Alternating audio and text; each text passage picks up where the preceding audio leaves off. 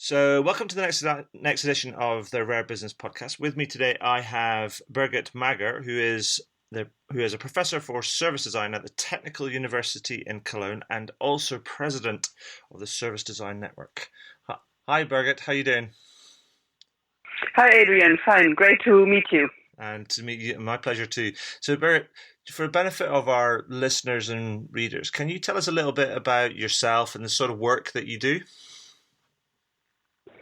Well, I'm a professor for service design, as you said, and I started as a professor 21 years ago, which is amazing. And I think at that time I was the only professor for service design in the world, and it was an amazing privilege and also a challenge to start shaping this field of design work, which by now has become broadly distributed all over the world. Mm-hmm. And not only in the private sector, also in the public sector, people are working with it. And my work is very heterogeneous. I do a lot of educational work with the students, and our approach is learning by doing. So we do a lot of project work with companies or with self-initiated projects. Then I'm a researcher. I have 2 research labs at the university where we do fundamental and applied research in the area of service design. And I'm a networker. I'm in the Service Design Network and many other networks around service design and service innovation.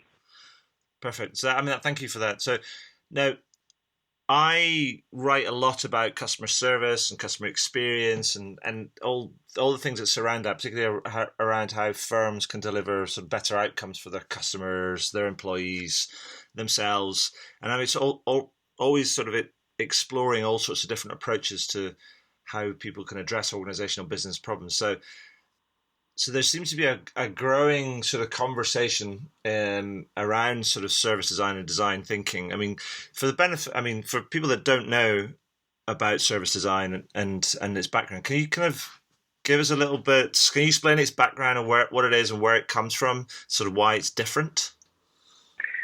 Yeah, well, design has evolved throughout the last centuries from being the bridge between the Industrial Revolution and craftsmanship, trying to help that industrialized products would really fit to the needs of users, and also trying to bring this aesthetics of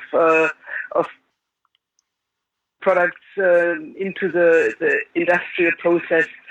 And ever since, design has evolved to having more of a focus on digital interfaces, which became more and more the main touch point between users and companies. And then recently, design has started to look at the more holistic experience that users go through when interacting with a company. And you can no longer say that it's product companies or service companies. We really see that this has merged and that we have,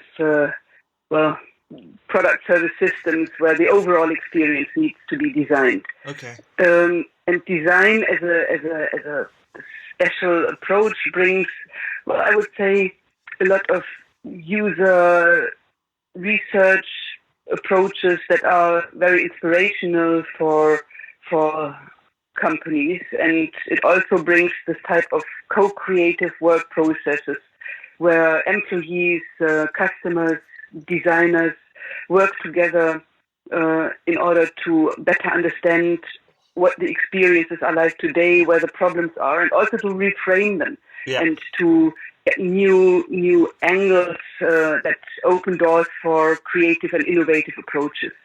And maybe I can add one more thing. I think that design, of course, is in its nature very visual, so it helps to visualize complex systems, and that's what we are dealing with when we are dealing with services. So it helps to visualize these complex systems and create a shared understanding between different stakeholders. Okay. And it also helps to visualize scenarios of not yet existing futures. So build mock-ups, build prototypes, really have visual and sensual experiences of what you are talking about. And so, okay, thank you for that. That's really useful. And so within all of that sort of that sort of conversation around sort of service design, etc., there's also people also talking about design thinking. I mean, are they the same thing or are they different? They are different. Now I have to be very careful because design thinking is it's a great movement trying to make managers in companies and the public sector understand that design can contribute valuable processes and methods and tools for innovation. But design thinking also has become a bit of a design light approach. Right. So sometimes it seems that managers believe after 2 days of Stanford they have enough of design thinking and that basically now they are design thinkers, and that is a huge misunderstanding. I think design is it's a very complex approach to interfaces between different actors, and so service design really goes deep into the system, trying to help redesigning strategies, structures, cultures of organizations, and also, of course, the interfaces between organizations and their employees and users. So I'm also a bit concerned about the design light facet of the design thinking, and I think service design is really focused on service systems and has a very, very deep knowledge about how to work with these systems. Okay. That's kind of useful because it just seems to me sometimes there's the two different terms, the design thinking and then service design, and sometimes they get conflated or smashed together and get confused. So it's useful for you to sort of articulate the difference between them. But I mean, what do you think is behind? Because I mean, you must agree that there has been this surge of interest around sort of design thinking and particularly and also service design in the last kind of few years. And we've also seen a whole bunch of some of the very large consultancies buying a bunch of service design agencies. I mean, what's behind that? Mm-hmm. Is that just because they're trying to expand their offering, or is it because we're getting into this customer driven sort of era? It's all about service and experience and things, and that's where the edge and the kind of the next sort of I feel like evolution is going to come from is from design. Mm-hmm. That's an interesting question, and I think we are experiencing quite a big paradigm change in management and in corporate strategies. And there is this, quite frequently used quote from Albert Einstein, who says that we cannot solve the big problems that we are facing today with the same thinking that has created them. Sure. And so I think that many leaders understand that they have to change the mode of thinking. And design seems to offer this kind of change by not being an approach that helps you to make good decisions, but an approach that helps you to develop great alternatives. Right. And I think that's what it's all about. We need to use our brain and our creativity to understand how we can come up with radically new alternatives. And so I think by these mergers that we have been observing throughout the last 3-4 years, there is the attempt to inject this kind of design approach into the more traditional structures and processes that companies have been using. And I think it can work great. Yeah. And I have observed some of these examples where I really see a change happening. Right. But it can also kill the creativity and the different way of thinking that these design grains are supposed to bring into the organization if they are not treated with care. Yes. Huge companies like Capital One, they have such an overwhelming strength and they are so much rooted in what they have always been doing. So if they don't carefully foster this new grain that they brought in with, for example, Adaptive Path, then, it will not make a difference. Sure. Okay. So, here's another question. So this is all, I'm fascinated by how it's all developing, but for our sort of listeners and who are not necessarily as familiar with this as obviously you are, and I'm starting to become more familiar with it, can you give us a couple of examples that you know of, or people that you've worked with, about organizations that have used service design to produce better outcomes for their customers and employees, and sort of what are the sort of things that they've done in order to do that? Mm-hmm.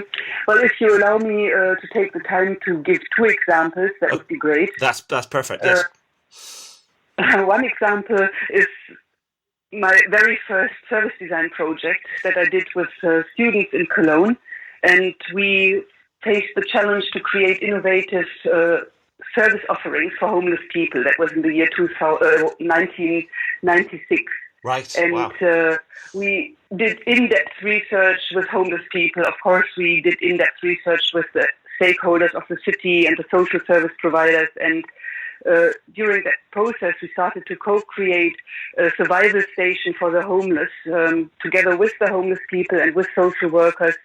And this survival station does not try to change the life of the homeless people by bringing them back into work or back into housing, but by helping them to have a dignified life during that transition phase of homelessness. So it offers hygiene, it offers a mailbox, it offers a place to sleep in a dry and protected environment, a computer to access the World Wide Web, stuff like that. Yeah. And this concept that we developed was implemented in the year 2001 and has run ever since very successfully. And I think that is a really good example how service design can be applied to the social sector by co-creating, by expanding the limits of what has been traditionally done for homeless people, by changing the perspective. So that is one project that I really like as an example of how service design can be applied. Perfect. But that is a specific thing. It was a student project. It was done in the social sector, and it was a long time ago. Yeah.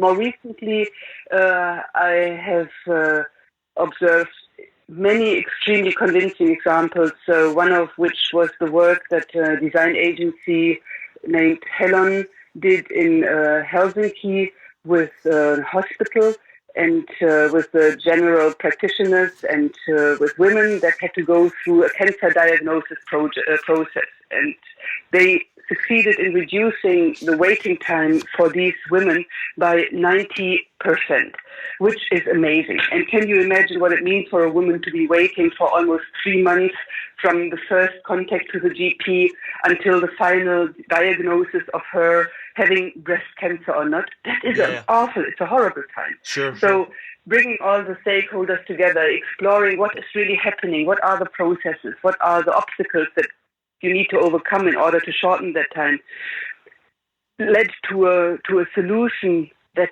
makes everybody within the system happier. The doctors, the nurses, the women, the X-ray people, whoever is involved feels that now they can be proud of what they are doing. So for me, that is an amazing example. And you can find more of that on the website of the Service Design Network, because we have created the Service Design Award last year. And now there is a stage where all these successful and very impactful projects can be looked at on the website. Perfect. I mean, that sounds great. I mean, but the really interesting thing I think that you said or you mentioned there, I think, is this idea that people, you can say that you're suggesting that service design, or the approach of service design, can produce better outcomes for customers because it's about collaboration and co-creation and so on and so forth. But it also sounds to me that it has a huge impact on the engagement of all sorts of employees and also stakeholders, because everybody gets involved in the process and everybody has a voice and everybody has an opinion and everybody has a say in what the solutions are that kind of come out of it, the proposed solutions are to the problems. Yeah, that's totally right. And I think in the very early times, design was seen as the advocate of users. And that is most certainly true, but it is really not only about the user. If we don't succeed in making a benefit for everybody within the system, then the implementation of the concepts will just not work. It has to make sense for the organization and for the system as a whole. Okay, perfect. I think that's great. I mean, because I think it balances off both sides of the equation, which is super. So let me ask another question, Birgit. Is that there's more and more companies that are starting to explore and adopt what service design can do and how it can help them improve sort of outcomes for everybody, really. But what does the future hold for service design? Because it's still not mainstream. And so what do you think of the future can hold? What are the big challenges facing service design as an approach, methodology, as it were? Mm-hmm. Well, I see a couple of challenges for the next couple of years. One of them, from my perspective, is measuring the impact of service design. Right. I think if we want to bridge between the creative disciplines and the traditional business, we need to speak their language, and we need to be able to transform what we have been doing into measures that can be qualitative and quantitative measures. The term value can be expanded. It does not necessarily only have to be monetary value, but we need to focus on this in-depth research on impact, and then we can better communicate the value of what we are doing. So that's, I think, one big issue for the community. I think the other big issue is to move stronger in the boardrooms and have a stronger voice on a strategic level. This is, of course, also related to education. Yeah. I strongly believe that we need to strengthen service design education worldwide, and that we need to become more specific in the content. I'm very happy to see that, for example, the Royal College of Art in London is starting to build one focus topic that is about policy design. I think if we educate designers that can speak with policymakers at eye level, then we will build the foundation for change. So change is happening bottom up and top down, and we need to make sure that the young service designers that are moving out there are able to play on both instruments. Perfect. And last but not least, I think it's a lot about networking, and that's what the Service Design Network tries to do, to really build a strong overview of what is happening out there, to create platforms where the best practices and the successful cases are visible to everybody. So that will make it easier to convince potential clients of the value service design can have for them. Excellent, thank you. That sounds great, but actually a clear direction of some problems and some challenges that are facing the sector, the industry. But if I was to say to you, somebody's listening to this, and they're coming to this new, and they're thinking, "Oh, that's interesting. Service design, that might be an interesting thing for us to explore." And if I was to ask you to give some top tips or advice to somebody who is considering using service design in their business, I mean, what would you say to them? Where would you suggest that they start, as it were? It's a good question, and it's hard to answer because it really depends. It really depends who that person is, in what hierarchy within the organization, with what challenges he or she is struggling. So it's difficult to give an easy answer to that. I would say if somebody is interested in service design, it does make sense to visit any of the events out there, to get in touch with people that are already doing it or applying it. So the conferences that we are offering on a global level, like for example in Amsterdam at the end of October this year, are a good starting point. Sure. But also national conferences, that one we had in London in June, are a good way to get access to the network. I think it makes definitely sense to connect with others that have already worked with service designers. In Finland, for example, we have started an initiative called Business Meetups, where companies that have done service design, are doing it, or are planning to do it, get together to share their experiences and get first-hand advice on how to select the right agency, how can you compare agencies, what can you expect, how much effort do you have to put in yourself, how much will it cost. So I think it's good to get access to these kind of peer-to-peer networks. Sure. To better understand what is happening out there. And of course, literature and case studies are very helpful to get a better feeling for what we are talking about. Excellent. That's really helpful.